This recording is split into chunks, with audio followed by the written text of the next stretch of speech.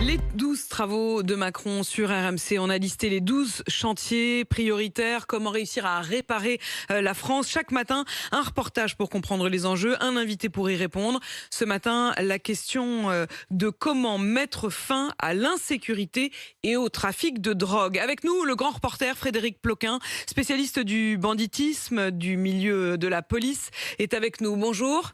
Bonjour. Frédéric Ploquin, je vais vous interroger dans un instant. Je vous propose d'abord qu'on parte à Dijon, dans le quartier de la Greuze. Là-bas, le 12 mars dernier, un jeune homme est mort, tué par balle, dans ce qui semble être un règlement de compte sur ce fond de trafic de drogue. 2 mois plus tard, Florian Chevalet a été à la rencontre de sa mère. Voici le récit.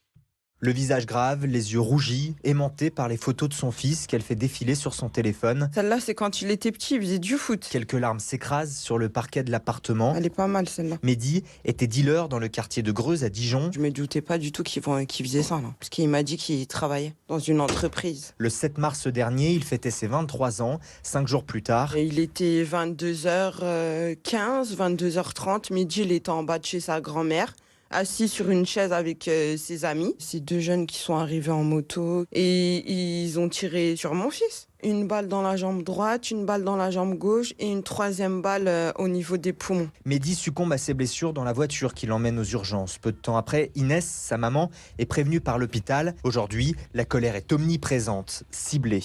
Les personnes qui ont forcé à faire vendre de la drogue à mon fils, la police, les Dijon Habitat, tout le monde sait qu'il y a du trafic, mais personne ne fait rien. Emmanuel Macron, là, dans les quartiers, là, ce qui se passe, là, il s'en fiche, hein. Parce que là, les jeunes, ils sont laissés à l'abandon. Depuis un moment, en plus. Et puis soudain, elle s'arrête, le regard dans le vide. Son compagnon Karim vient s'asseoir à côté d'elle sur le canapé du salon. Lui est pessimiste. Jamais ils vont attraper le coupable. Ça va continuer, parce que c'est de pire en pire.